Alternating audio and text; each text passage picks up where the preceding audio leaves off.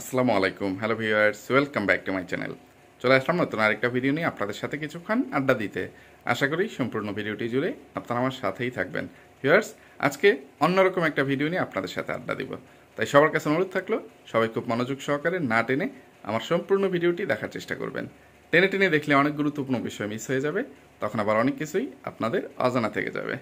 Viewers, আমি আমার ব্যবসা ছেড়ে দিব, এই জিনিসটা আমি যখন আমার ভিডিওতে শেয়ার করছি, আমি আপনাদেরকে জানাইছি।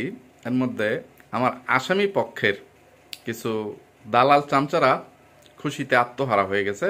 তারা যে কি করবে বা আমাকে নিয়ে কিভাবে টিটকারি হাসি ঠাট্টা করবে, এটা তারা মানে ভাষায় বলে শেষ করতে পারতেছে না। মানে এইরকম একটা অবস্থা। কিছু কমেন্ট আমার ওই ভিডিওটাতে আসছিল যে আমি দিনে দিনে কিভাবে ধ্বংস হয়ে যাচ্ছি, আর আমার আসামিরা বা ওই জঘন্য চরিত্রের রাতের রাজারানীরা কতটা উপরে উঠে যাচ্ছে, তাদের কত উন্নতি হচ্ছে আর আমার কত অবনতি হচ্ছে। এগুলো হচ্ছে আমার আসামিদেরকে আমার ধোলাইয়ের ফল। কিন্তু আমি কি কারণে আমার এই ব্যবসাটা আমি ছেড়ে দিতে চাচ্ছি বা এই ব্যবসাটা ছেড়ে দেওয়ার চিন্তাভাবনা মাথায় আনছিলাম, এইটা আমার ওই আসামিদের দালাল চামচারা মানে জিজ্ঞেসও করলো না, জানার চেষ্টাও করলো না। তো আজকে আমি ওই বিষয় নিয়েই কিছু কথা বলবো। আমার আসামিদেরকে প্লাস আমার আসামিদের হয়ে দালালি চামচামি করতে আসা ওই সব মূর্খ দালাল চামচাদেরকে একটু জবাব দেওয়ার চেষ্টা করব। তো সেটা বসে ক্যামেরার সামনে ইয়ে করে দেই। তো আজকে আমি আমার দোকানটা একটু এলোমেলো করছি, এই জন্য মানে ক্যামেরাটা এইভাবে আমি ধরছি যে আজকে মানে দোকানে একটু কাজকর্ম করতে হচ্ছে, কারণ আমি আর সর্বোচ্চ 2 থেকে 3 দিন এই দোকানে আছি। এরপরে এই দোকানটা থেকে বের হয়ে যাব। দোকানটা যার কাছে ভাড়া হয়েছে বা মালিক পক্ষকে আমি দোকানটা বুঝিয়ে দেব, দোকানটা আমি খালি করে দেব। আমি শুধু দোকানটা বিক্রি করছি, পজিশন মানে ছেড়ে দিছি। দোকানের মালিক তো মানে আমি না, আমি মানে শুধুমাত্র ভাড়াটিয়া, ঠিক আছে? ভবনের মালিক আমি না। তো আমি আমার ইয়েতে যে দোকানটা ছিল আমি ভাড়াটা ছেড়ে দিছি। এমন আছে হয়তোবা আমি আমার দোকানের মালামাল ডেকোরেশন এগুলো সব কিছু নিয়ে অন্য কোথাও আবার দোকান দিতেও পারি। মানে এখনো ইয়ে না, আমার ইচ্ছে ছিল আমি মালামাল ডেকোরেশন যা কিছু আছে সব কিছু সহ দোকানটা ছেড়ে দিব, কিন্তু সেটা আর শেষ পর্যন্ত সম্ভব হয় নাই। আমি শুধু দোকানের পজিশনটা আপাতত ছাড়তে পারছি, মালামাল এবং দোকানের ডেকোরেশন এখনো আমার অধীনেই রয়ে গেছে। তো এইগুলো যদি আমি বিক্রি করে দিতে পারি, তাহলে এগুলো আমার মানে এই ঝামেলাটা থেকে আমি মুক্তি পেয়ে গেলাম। আমি এই ব্যবসাটা আর করব না, কারণ কাপড়ের ব্যবসাটা অনেক ধৈর্যের এবং কষ্টের একটা ব্যবসা। একা কোনো মানুষ এই ব্যবসায় মানে টিকে থাকাটা অনেক কঠিন ও কষ্টসাধ্য একটা ব্যাপার। তো মানে দেখা যাক কি হয়। তো আপাতত একটা মানে কাপড়ের ব্যবসায়ীকে মানে এইরকম যে একদম দোকান সহ কিনে ফেলে এইরকম একটা পার্টির সাথে আলোচনা হয়েছিল।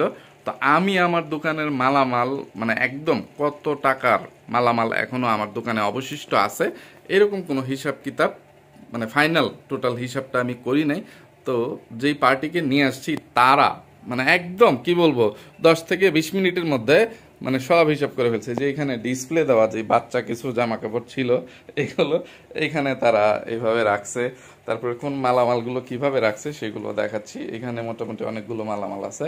এই যে এখানে ডিসপ্লের কিছু শার্ট এবং হ্যাঙ্গার করা যেই কিছু বাচ্চা জামা আছে, শার্ট আছে, এগুলো এখানে রাখছে। বাচ্চার এগুলো এইভাবেই মানে এইরকম ভাবে সে শুধু টোটাল আমার দোকানে কত পিস মালামাল আছে এই গণনাটা দিয়ে গেছে, যে কত পিস শার্ট, কত পিস প্যান্ট, কত পিস পাঞ্জাবি, কত পিস গেঞ্জি বা টি শার্ট, কত পিস জামা, এই রকম ভাবে একটা ইয়ে করে হিসাব করে মানে যেখানে মন চাইছে এই যে কাউন্টার থেকে শোকেস থেকে বের করে সেইখানে এইভাবে তারা রেখে দিয়ে গেছে। তারা একটা হিসাব করে গেছে। তো দামাদামি এখনো হয় নাই।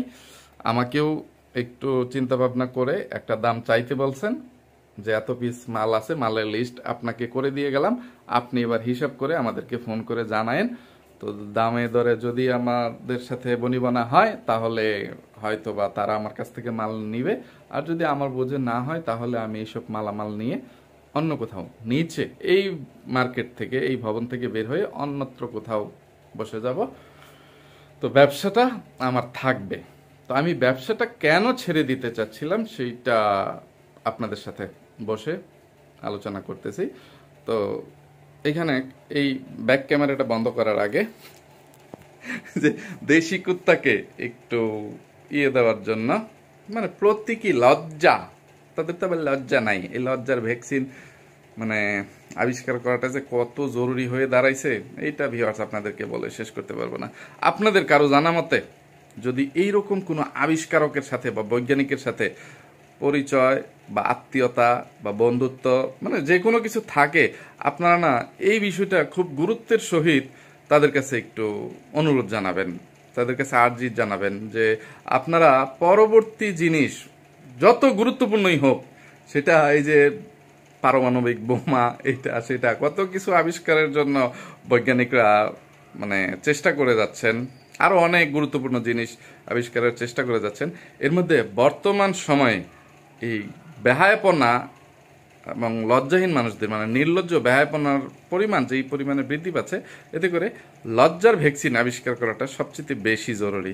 তাই আপনাদের কারো যদি এরকম কোনো আবিষ্কারক বা বৈজ্ঞানিকের সাথে পরিচয় থাকে, আপনারা তাদেরকে বলবেন খুবই গুরুত্বের সহিত লজ্জার ভ্যাকসিন আবিষ্কার করতে। তো আচ্ছা, আরেকটা জিনিস যেটা সবাই, আমার ছোট্ট সোনামণি, আপনাদের সবার প্রিয় রিদা সোনামণির জন্য মন থেকে দোয়া করবেন। রিদা বেশ কিছুদিন ধরে ঠান্ডাজনিত সমস্যায় বা রোগে আক্রান্ত, মানে সে প্রায় কি বলবো, মানে 8-10 দিন যাবত মানে ঠান্ডায় ভুগতেছে। তো ঠান্ডার জন্য দুইটা সিরাপ খাওয়ানো শেষ হয়েছে, কিন্তু এখনো পর্যন্ত ঠান্ডাটা ভালো হয় নাই। আজকে থেকে আবার জ্বর দেখা দিছে। তো জ্বরের জন্য বাসায় ঔষধ আছে, রেনুভা, নাপা বা এস ওই জাতীয়। তো এখানে একটা অ্যান্টিবায়োটিক ওষুধ নিয়ে নিলাম, আর একটা সম্ভবত এটা একটা ব্রোডিল সিরাপ দিয়ে দিছে। তো ফার্মেসি থেকে ডাক্তার না দেখিয়েই মানে এই ওষুধগুলো নিয়ে নিলাম। আর রিদামণি চিপসের বায়না করছে এবং চিপসের নাম উল্লেখ করে দিছে, কয়টা কিনে নিতে হবে সেটা বলে দিছে, চিপস এবং চকলেট। তো চকলেটটা আমার অন্য ব্যাগে আছে, আর এখানে চিপস একটা তার আম্মুর, সে একা কোনো কিছু খাবে না। এখানে কিছু আম আছে, আম্রপালি, এখানে আছে এই যে আম্রপালি বড় বড় সাইজের।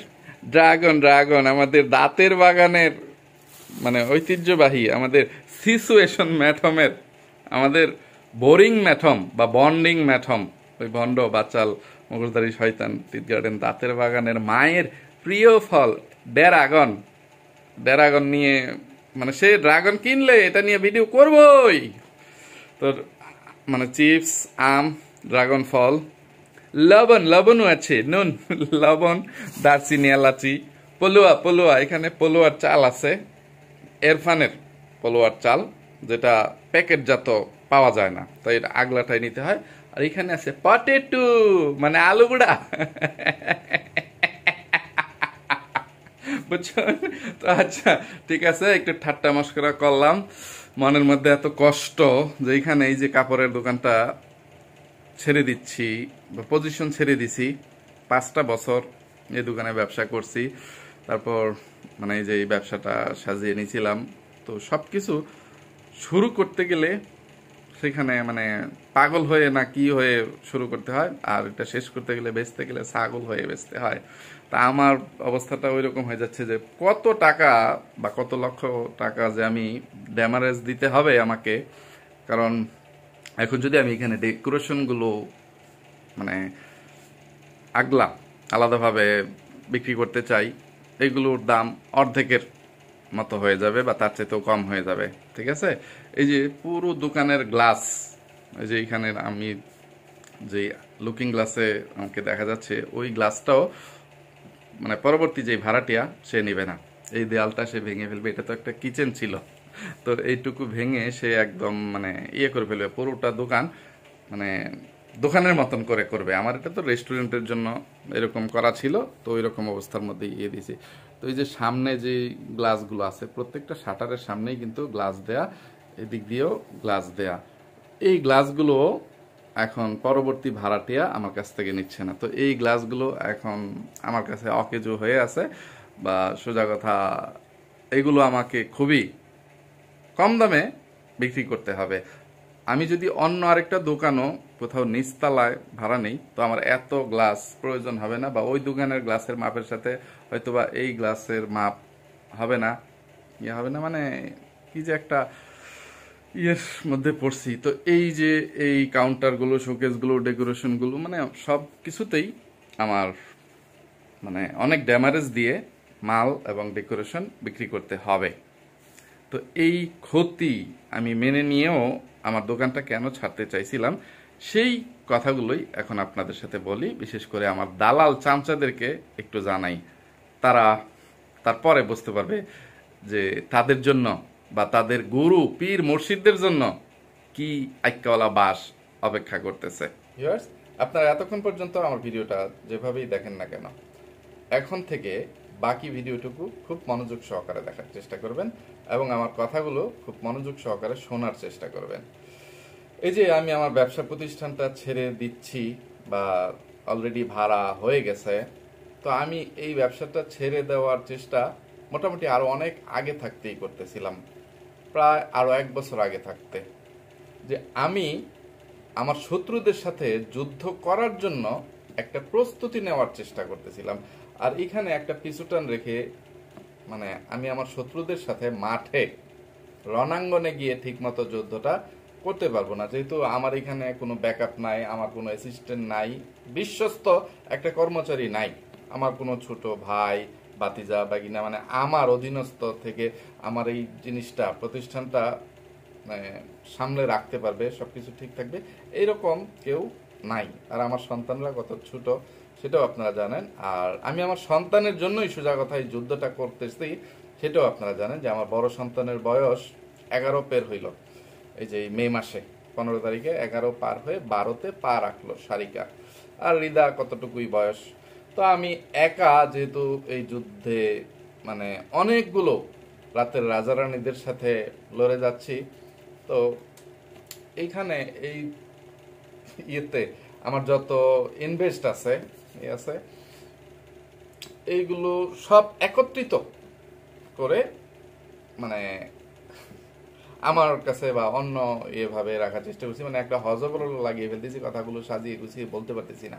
যে এই প্রতিষ্ঠানটা দাঁড় করানোর পিছনে মানে আমার কিছু আত্মীয় স্বজনেরও সাহায্য সহযোগিতা নিতে হয়েছে, আমার বড় ভাইদের, বা কিছু ব্যাংক লোন, এনজিও থেকে লোন টোন এটা সেটা নিয়ে মানে আস্তে আস্তে করে তিল তিল করে এই প্রতিষ্ঠানটাকে এই পর্যন্ত করতে হয়েছে। যে এর আগে আমার রেস্টুরেন্ট ছিল, সেটা তো আপনারা জানেনই। তো রেস্টুরেন্ট যখন দেই তখনও আমার কাছে মোটামুটি ব্যাংকে গচ্ছিত কয়েক লক্ষ টাকা ছিল। তো সেটা দিয়েই হঠাৎ করে যে জামা কাপড়ের দোকান দিলাম। তো এই মাত্র 2-3 লক্ষ টাকা দিয়ে কাপড়ের ব্যবসা কিছুই হয় না এত বড় একটা দোকানে।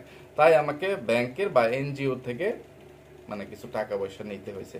তো ওইখানেই আমি আমার কি বলবো মানে ইয়েটা টেনে আছি যে সুদের ব্যবসায় সোজা কথা বাধ্য হয়ে ব্যাংক বা এনজিও কে মানে মাসে মাসে যে কিস্তির নাম করে মুনাফা সহকারে সুদ দিয়ে যাইতে হচ্ছিল। মানে হুট করে কিছু টাকা প্রায় মোটামুটি 5-6 লক্ষ টাকা আমি এই ব্যবসার জন্য ব্যাংক এবং এনজিও থেকে নিয়ে নিয়েছিলাম। তো ওইটাই আমার জীবনের মানে অনেক বড় একটা ভুল সিদ্ধান্ত ছিল, যে আমার যতটুকু ছিল তিল তিল করে ততটুকু দিয়েই আমি ইয়ে করতাম। মানে 5-6 লক্ষ টাকা ব্যাংক থেকে তো এত টাকা নিয়ে নি, কিছু টাকা 50,000 1 লক্ষ এরকম করে কিছু আত্মীয়দের কাছ থেকে নিছি, ভাইদের কাছ থেকে নিছি, আর বাকিটুকু মনে করেন কিছু ব্যাংক থেকে নিছি। প্রথম অবস্থায় তো আর ব্যাংক একবারে এত টাকা দিবে না, মানে এইসব ছোট মোটামুটি ধরনের ব্যবসার জন্য। তো মোটামুটি সব মিলিয়ে 6 লক্ষ টাকার মতো আমি ঋণগ্রস্ত ছিলাম। তো 6 লক্ষ টাকার মধ্যে ধরেন না 4 লক্ষ টাকাই ব্যাংক বা এনজিও থেকে নেওয়া, সেইখানে তাদেরকে প্রতি মাসে মানে তাদের মানে মুনাফা এবং আসল মিলিয়ে 40,000 টাকার উপরে তাদেরকে মাসে মাসে কিস্তি দিয়ে যাইতে হতো। তারপরে আমার দোকান ভাড়া, আমার কর্মচারীর বেতন, আমার নিজের আয় রুজি, আমার সংসারের খরচ, মানে প্রতি মাসে তাহলে কত হাজার টাকা আমার দরকার, সেটা তো আমি কয়েক মাস এভাবে চালিয়ে যাওয়ার পরে দেখতেছি মানে বিরাট ইয়েতে পড়ে গেছি। এবং আমার সন্তান সারিকাকে উদ্ধার করার জন্য যে উকিল নিয়োগ করছি, উকিলের পিছনে কোর্ট কাছারি করতে করতে মানে ওইখানে আরো একটা খরচের প্রয়োজন আছে। তো আমি চিন্তা করলাম যে এইভাবে মানে একা মানুষ সব দিক ইয়ে করা সম্ভব না, যে কোনো একটা মানে ছেড়ে দিতে হবে। তো আগে আমি ঋণ থেকে মুক্ত হই, তারপরে ওইদিকে যুদ্ধ চলবে। তো এই ঋণ থেকে মুক্তি হইতে গেলেও এখন আবার এই যে অনেকটা ড্যামারেজ দিতে হচ্ছে, করতে হচ্ছে। তো এটা কেন করতেছি? সোজা কথা, সারিকার আমার ওই যে 1 বছর আগে থাকতে আমি এই চেষ্টাটা করতেছিলাম। তখন কেন এই সিদ্ধান্ত নিয়েছিলাম যে টাকা পয়সা পুরুষ মানুষ মানে যখন তখন ইনকাম করতে পারবে, আসবে, কিন্তু প্রয়োজনের সময় যদি আমি টাকা পয়সা হাতের কাছে না পাই বা আমার হাতে না থাকে, আমি ঠিকমতো সব যেই জায়গায় যতটা খরচ করা দরকার সেটা না পারি, তাহলে আবার আমার কাজ হবে না।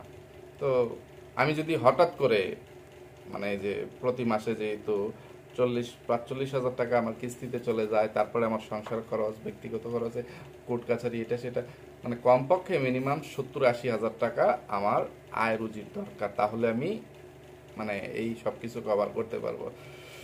তো সেটা সম্ভব হয়ে উঠতেছিল না। সেটা সম্ভব হইলেও প্রতি মাসে আমার আয় রুজি একরকম হচ্ছিল না, মানে সব কিছুর মধ্যে আয় রুজির মধ্যেও আপস অ্যান্ড ডাউন হচ্ছিল। তাই আমি যে মনে করেন প্রতি মাসে 70-80 হাজার টাকা আমার মানে ম্যানেজ করা একটু কষ্ট হয়ে যাচ্ছিল। মানে দেখা গেছে 2 মাস 3 মাস হইলো, হঠাৎ করে 1 মাস একটু ইনকামটা কমে গেল, আবার আমার অন্য কোনো আত্মীয়র কাছ থেকে, কোনো ভাইয়ের কাছ থেকে বা মায়ের কাছ থেকে আবার একটু ধার দেনা করতে হলো। তো এই ধার দেনাগুলো তো আবার পরিশোধ করতে হয়। তো আমি যদি যে 2 মাস সব কিছু ফেলে আমি আমার সন্তানকে উদ্ধারের জন্যই একদম রণাঙ্গনে গিয়ে কোর্ট কাচারি ওই দিকটাতে বেশি দিই, গুরুত্ব দিই, তো এই দিকে আমার ওই যে ঋণের পরিমাণ বা এটা মানে কি বলবো 80 মনে করেন 1,60,000 ধরেন না 1.5 লাখ টাকা 2 মাসে আমার প্রয়োজন আছে। তো আমি কোন দিকে যাবো করবো এইসব চিন্তা করে যে এই দিকের ঝামেলাটা আগে শেষ করি। আর কেন? ওই যে আমি আমার সন্তানকে উদ্ধার করার জন্য মামলার যে একদম শেষ পর্যায়ে চলে গেছিলাম, তখন চিন্তা ভাবনা ছিল যে একটু যদি টাকা পয়সা আমিও ঢালতে পারি, ওই মানে নোংরা রাতের রাজারানীরা যেভাবে অবৈধভাবে ইনকাম করে মানে বড় বড় উকিল ধরে কোর্ট কাছারিতে অবশ্যই তারা টাকা ঢালছে, আমার সাথে বেশি ঢালছে। কারণ তারা বেহিসাবি মানে যে আপনারা তাদেরকে যেই পরিমাণ ভিউজ এবং সাপোর্ট দিয়েছেন তাদেরকে, মানে কি বলবো, তাদের তো একমাত্র ব্যবসার মূলধন ইউটিউবের বাইরে তাদের কোনো আয় রুজি নাই। আর তাদের মানে কিছু ভিউজ বা ডলার আসতেছে কিছু রোস্টারদের ধোলাইয়ের উপর থেকেই। তো রোস্টাররা তাদেরকে নিয়ে যত আলোচনা সমালোচনা ঠেঙ্গা আইকাওয়ালা বাস দেয়, তাদেরকে নিয়ে তত বেশি আলোচনা হয়, তারা তত ট্রেন্ডিং এ থাকে। আমার মনে হয় না বাংলাদেশ তো দূরের কথা, সারা বিশ্বে এত দীর্ঘ সময় ধরে কোনো একটা পরিবারকে বা কোনো নির্দিষ্ট আসামি বা রাতের রাজরানীদেরকে মানে এইভাবে ধোলাই করা হয়েছে। বাংলাদেশের প্রেক্ষাপটে দেখা যায় একটা জিনিস নিয়ে আলোচনা হইলে সর্বোচ্চ 2 থেকে 3 মাস পর্যন্ত ওই বিষয়টা ট্রেন্ডিং এ থাকে, এরপরে সেটা ধামাচাপা পড়ে যায়, আবার নতুন কিছু আসে। যেমন কখনো জাহিদ খান, কখনো সাকিব খান, কখনো অপবিশ্বাসকে নিয়ে একটা মধ্যে থাকে, কখনো ববলিকে নিয়ে, কখনো হিরো আলমকে নিয়ে, এরকম এরকম এরকম এরকম, কখনো মানে বিভিন্ন ধর্ষণ এটা সেটা, মানে সরকারি বিষয়, মানে আন্তর্জাতিক বিষয়, এইগুলো নিয়ে 2-3 মাস এক একটা চলে, থেমে যায়। কিন্তু আমার আসামিদেরকে নিয়ে যেই চলতেছে, সেই 2020 সালে আমি যখন ইউটিউবে আত্মপ্রকাশ করছি তারপর থেকে চলতেছে, এখনো পর্যন্ত চলছে। তো তারাও চায় না এই জিনিসটা শেষ হয়ে যাক, সেই জন্য যে আমার ধোলাই তারা যতদিন পর্যন্ত খাবে, তাদের এই ইউটিউব থেকে মানে ইনকাম তত বেশি বাড়বে বা তারা এরকম আলোচনা সমালোচনায় থাকতে পারবে এবং তাদের ইউটিউব থেকে তখনই বেশি ইনকাম হবে। আর এই জন্যই তাদের ব্যবসার একমাত্র মূলধন আমার সন্তান সারিকা বা আপনারা যাকে মরিয়ম নামে চেনেন, এই মরিয়মকে তারা হাতছাড়া করতে চায় না।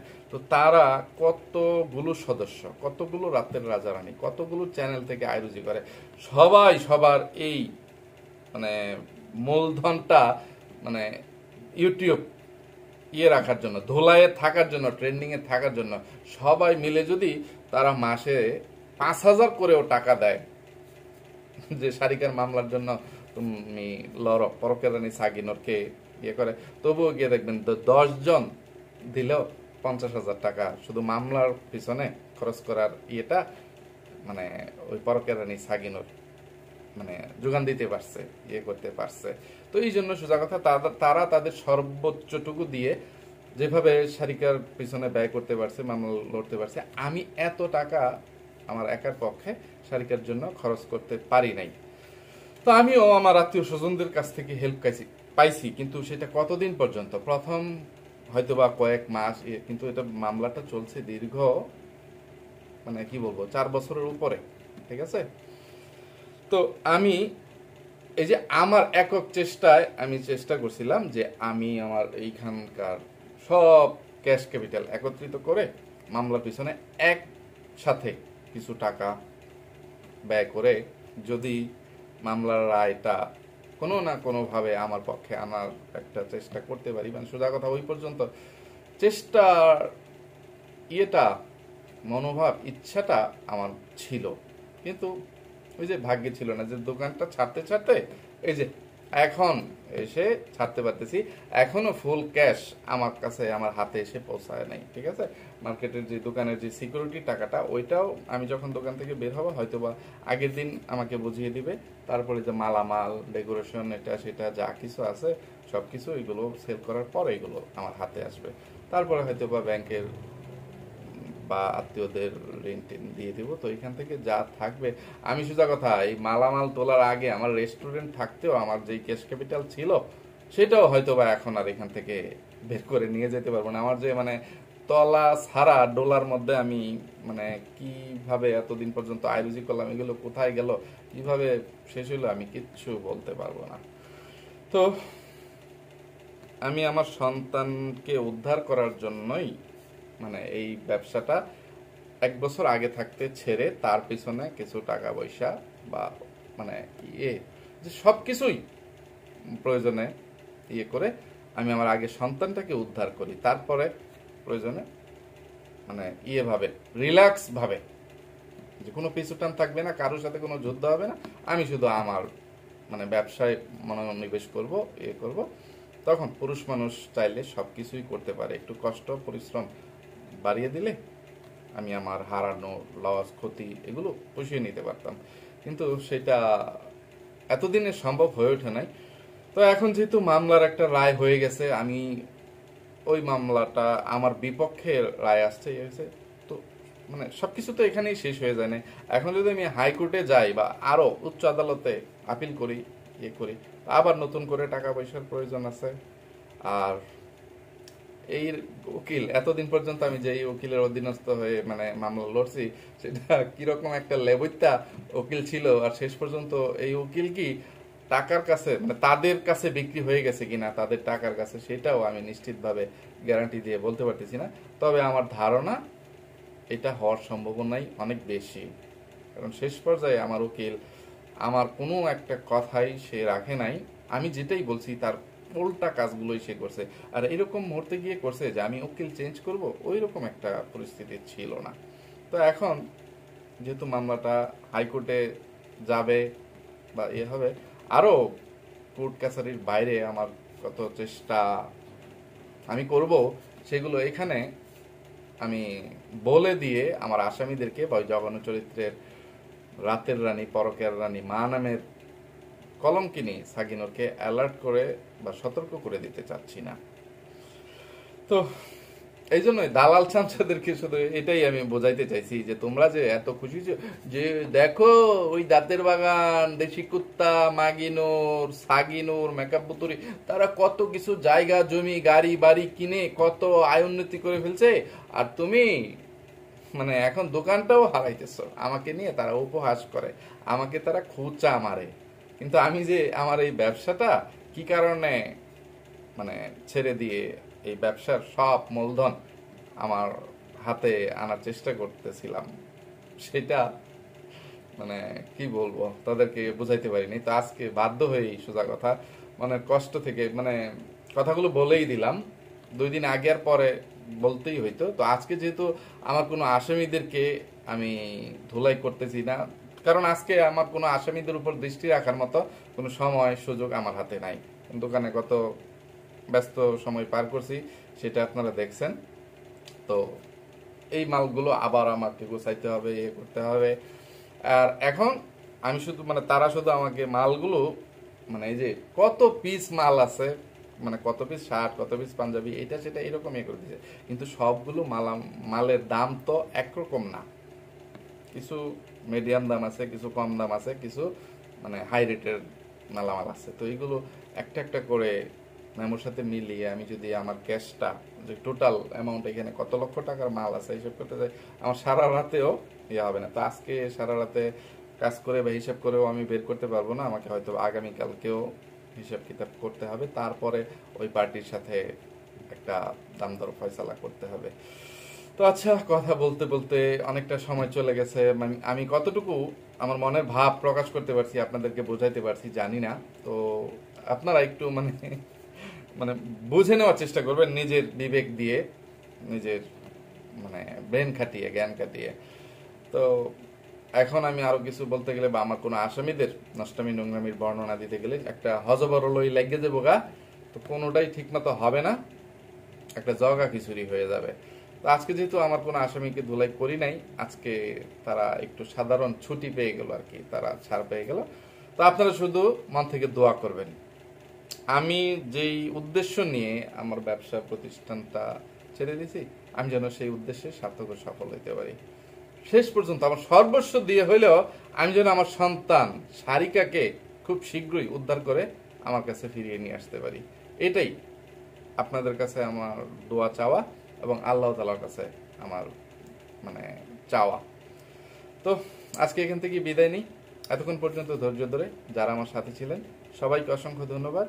সবাই ভালো থাকবেন, সুস্থ থাকবেন, নিরাপদে থাকবেন। আমার জন্য, আমার পরিবারের জন্য, আমার দুটো সোনা মনের জন্য মন থেকে দোয়া করবেন। আল্লাহ হাফেজ, আসসালামু আলাইকুম।